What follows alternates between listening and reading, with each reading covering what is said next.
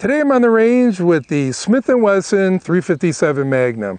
This particular revolver was made before Smith & Wesson would give model number designations to their revolvers. Later on, this would be known as the Model 27.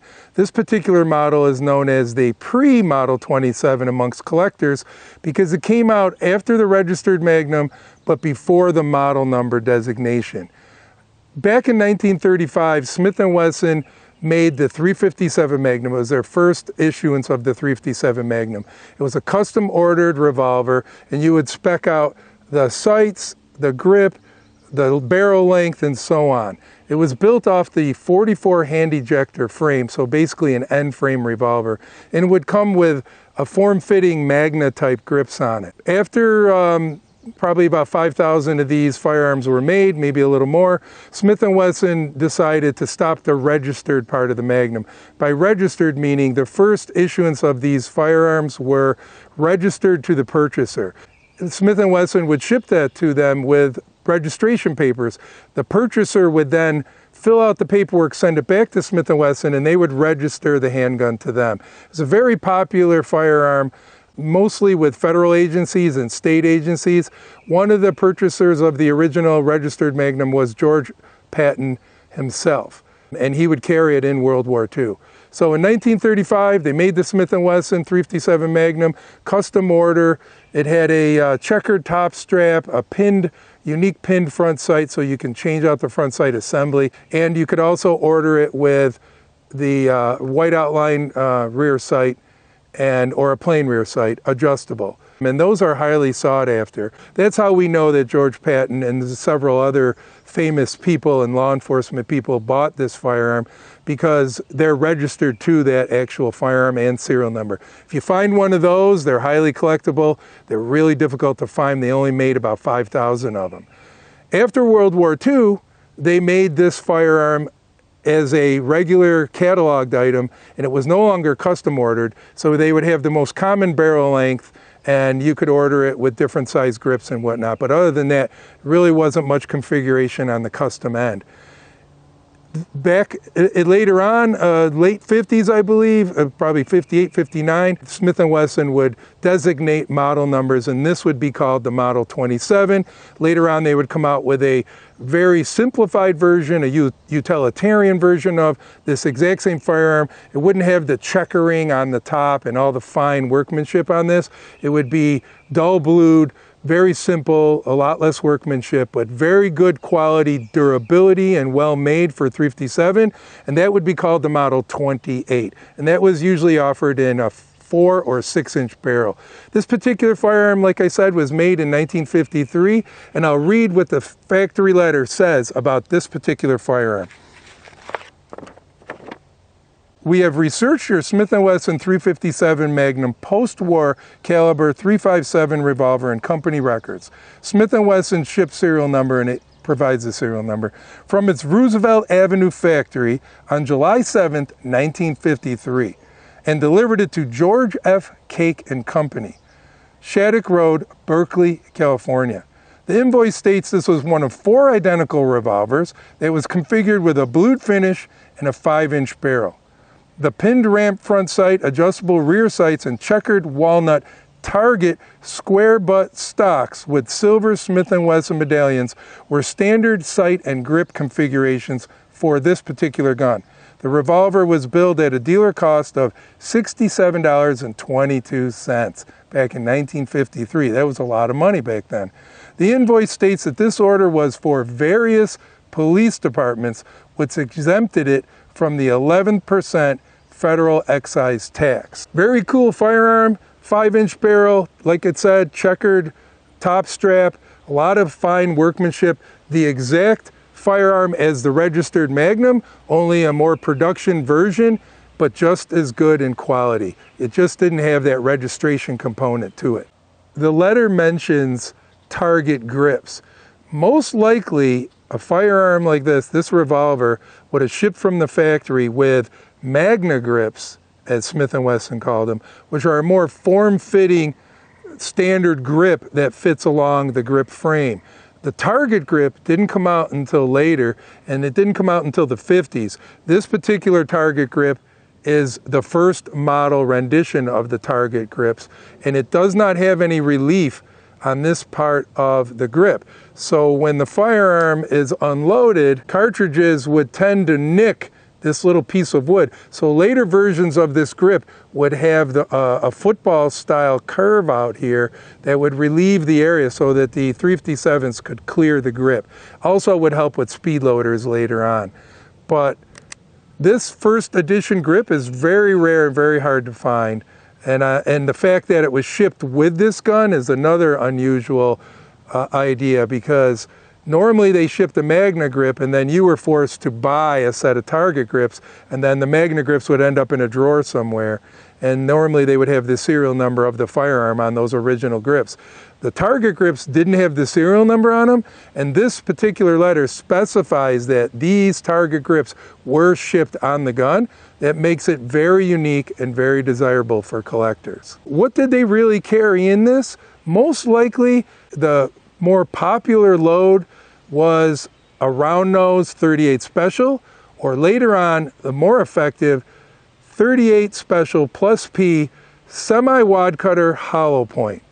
It was also known as the FBI load, and it was a very effective load for a 357/38 special. The plus Ps were no problem for this 357, but they were a lot easier to control and shoot, a lot less uncomfortable on the ears if you were defending yourself in a defensive situation with this firearm. So I got thinking, what would it be like if we took this pistol and put it in the environment that it was in back in 1953? So we can go back in time, you look at the duty gear, look at the uniform, and look at the effectiveness of this type of revolver in official duty setting. So let's go back in time to 1953 and see how that looks. I thought it would be a little more colorful than this. I don't know. Oh, hold on. Let me try changing glasses. Aviators were very common glasses back in those days, both in shooting and in sunglasses. Ah, that's much better. So what kind of equipment would I be carrying in 1953? Let's start with the wooden baton, also known as a nightstick. Nowadays they're collapsible and made out of metal, carried on the belt. Back in 1953, they would be made out of a hardwood, carried in a circular type holster on the off side, away from the gun side of the belt. I would be carrying a loop loader. Later on, they would go to a dump box type configuration, and then from a dump box to a dump box with speed strip configuration, and eventually would settle on speed loaders. And the speed loaders would carry 6 rounds in a circular holding device, and then you can load all 6 at once. Normally with the loop loader, you would load 2 at a time. Even though 357 was new to the game, it still wasn't accepted by a lot of departments. Even though they would issue the 357 for special circumstances, you could use 357 loads, but most of the departments, not all, but most, would issue the 38 special 158 grain round nose lead bullet. Later on in the 70s, the FBI load would be a popular load, and that consisted of a semi-wad cutter hollow point plus P 38 special. That was loaded to approximately 900 feet per second, and they got really good result with expansion and stopping power. Unique to California and some other western states was the clamshell holster. This particular holster I have was made in the 50s in California, and by pressing the button, the clamshell opens, and then you can draw the firearm. It's like a quick draw. To put it back in place, you would simply line it back up in place and snap the holster closed, like so. You would be carrying keys, a whistle, handcuffs usually were carried somewhere on the offside, Sam Brown belt with the shoulder strap. In those days, it was a common thing. Later on, they would find out it became a grabbing point for miscreants to grab an officer and wrestle them around, so they would lose this eventually. Also, it helped with a heavy firearm on your hip. It aided in supporting it, so it took a little weight off your lower back. That's pretty much it. Other than radio and maybe a flashlight, Hold on. Any unit in the vicinity of code 30, 245 Crenshaw at the warehouse. Unit handling identified. That's right over here. I'm going to have to respond to that.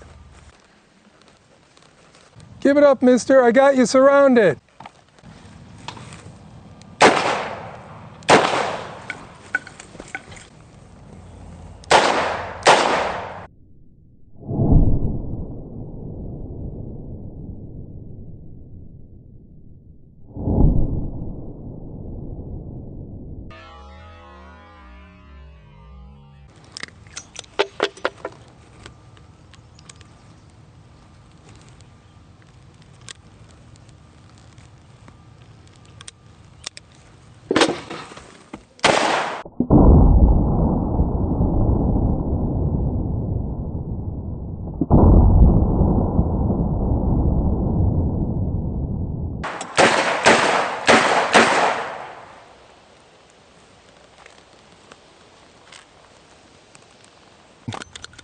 As you can see, the grips do bind up on one of the rounds that does catch it. So later on, they would modify that grip to work better extracting shells, especially the longer 357 cartridges. This would have been typical targets that you would have saw back in the day, and the firearm worked absolutely perfect. The pre-model 27, excellent firearm. Let's go back to 2025 and test out the actual projectiles and see how well it does. That was a lot of fun shooting that video with the old-time targets and loading out of a loop.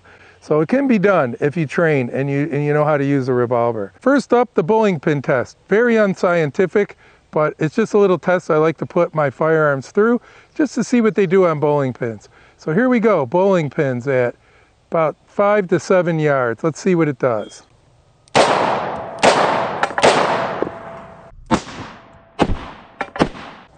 That went over with pretty good authority. So what I have set up downrange is a block of ballistic gel covered by a t-shirt. And what I'm going to be shooting first is 38 Special semi-wad cutter hollow point. It's a full lead projectile traveling approximately 700 feet per second. Let's see how this does in the ballistic gel.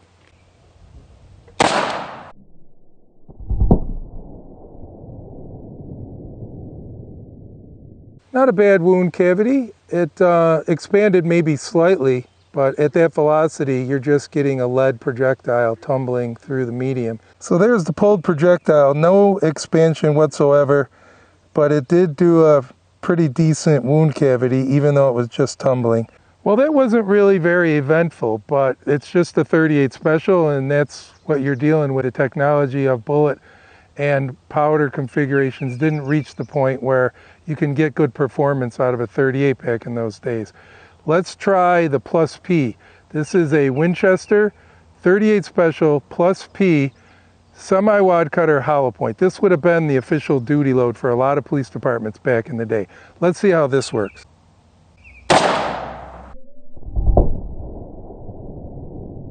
A little more stout recoil, so let's see how this performed. I think this might have expanded a little bit. Pretty much a straight wound cavity. You really don't see much explosive movement of the gel, but yet the projectile does look like it did expand. Penetrated about 14 inches and expanded reasonably, considering it went through a t-shirt first. It did not clog the hollow point, so not bad performance for a duty load for 38 Special. Let's try some 357 Magnum. This is a 125 grain semi-jacketed hollow point traveling approximately 1,275 feet per second. This should do the trick. Let's see how this does.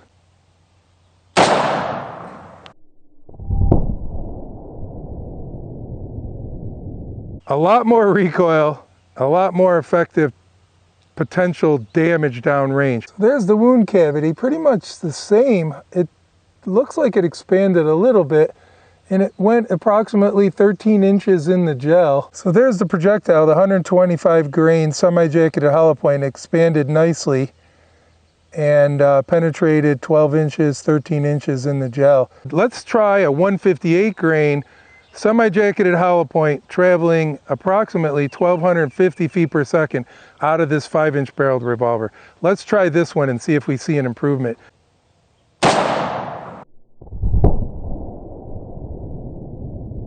Definitely a lot more recoil, but in this large frame revolver, it's very pleasant to shoot, but it does jump around a little bit. So there you have it. The 125 went about 13 inches. The 158 went just a little farther, about 14 inches, and definitely expanded nicely and left a pretty much straight wound cavity right through the gel. Okay, these are the 4 projectiles I fired so far. On the left is the 38 standard load. Then you get into the plus P, and then the 357 Magnum 125 grain and the 357 Magnum 158 grain. For my last ballistic test, I have a fully jacketed 158 grain hollow point, and it's a reload, and it's a Nosler projectile. We'll see how it works. It's loaded to around 1,200 feet per second, which is mid-range for this load. Let's see if this makes a difference. Less lead, more metal jacket, see if it penetrates deeper.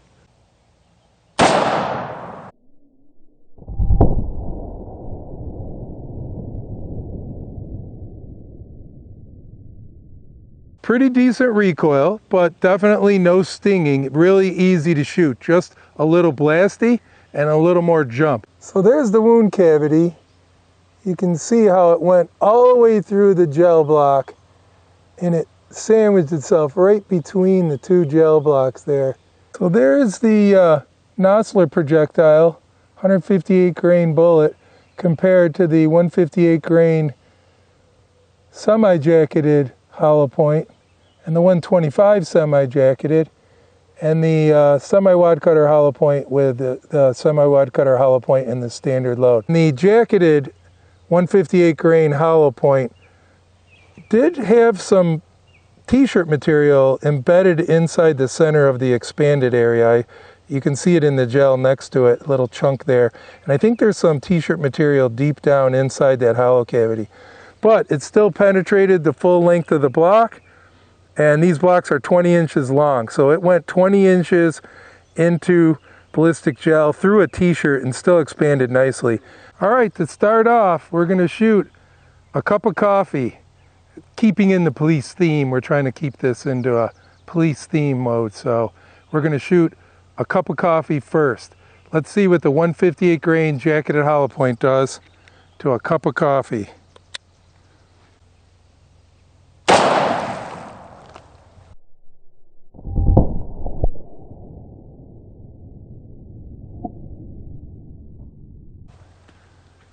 Well, that was eventful. Let's go check it out. That's all that's left of the cup. As you notice, I used muddy water instead of really good coffee. You can't waste a good cup of coffee on a shot. Next up is a donut. Now, what good police department would be without donuts, right? It was a mainstay when I was on the job. So, coffee and donut. Let's shoot the donut with the Remington 158 grain semi-jacketed hollow point, traveling approximately 1,250 feet per second. Let's see what the Remington does to a donut.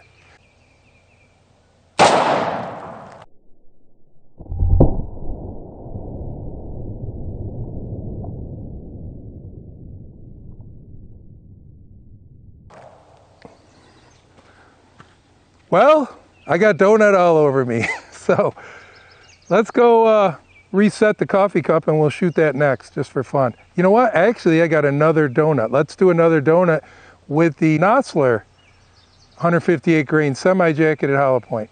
Nosler coming up. Let's do the donut. This time it's a raspberry filled donut, and we're using the 158 grain jacketed hollow point reload. Approximately 1,250 feet per second. Let's see what this does to a donut.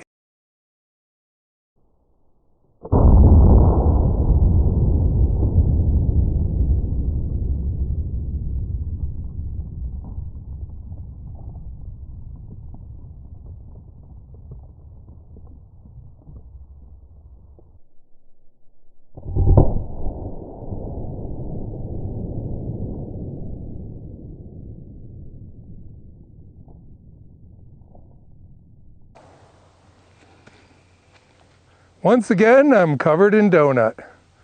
Let's go check it out. We got chunks of donut in muddy water. That's what we have. So now we got to clean things off. So I'm just going to shoot the 158 grain jacketed hollow point into the water See what that does.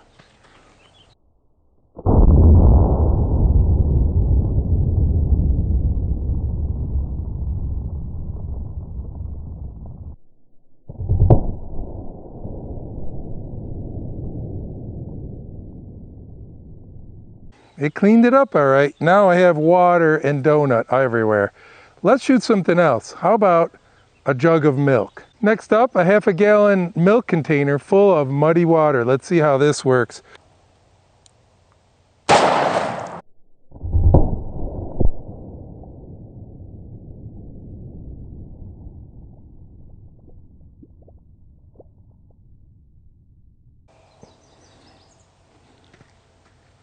I'm starting to think over my life's choices being this close to water flying through the air like that, but it's a hot day, so it's not so bad. So next up, I have 5 pounds of granulated sugar. Let's see what the 158 grain Jacketed Hollow Point can do to 5 pounds of granulated sugar. This ought to be interesting. Let's see how this works.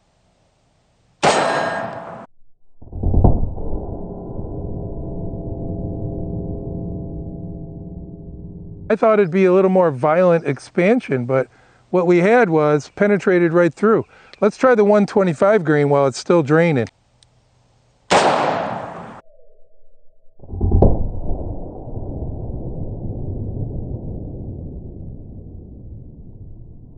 That was what I was looking for, a little more aggressive there. So next up I have a cat litter container full of water, and we're going to shoot the 125 grain semi-jacketed hollow point first, and then we're going with the 158 grain jacketed hollow point right after, in the event it doesn't explode like I want it to.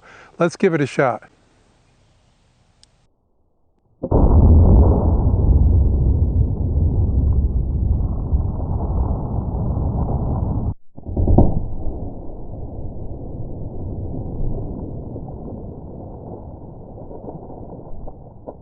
Oh, fuck.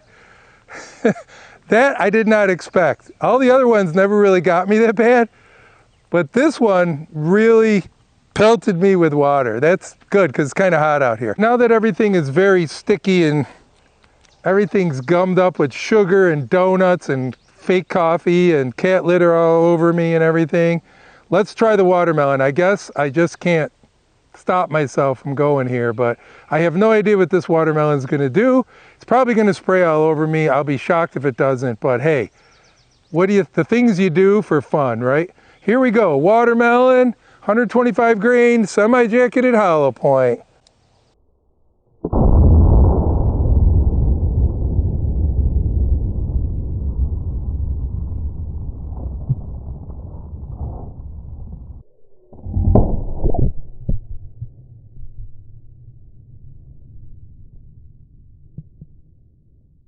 That was as expected. I'm covered in watermelon guts now, but it's a lot of fun. You got to get out to the range and have some fun, shoot some safe targets. This 357 Model 27, or the Pre Model 27, made in 1953, still very serviceable, very viable today. It's one hell of a handgun. If you can find them, I suggest you try to pick one up. Even a regular Model 27, it's worth owning, because if you like to shoot 357s, this is the heavy-duty firearm that can handle a steady diet. So thank you again. Be safe, and I'll see you at the range.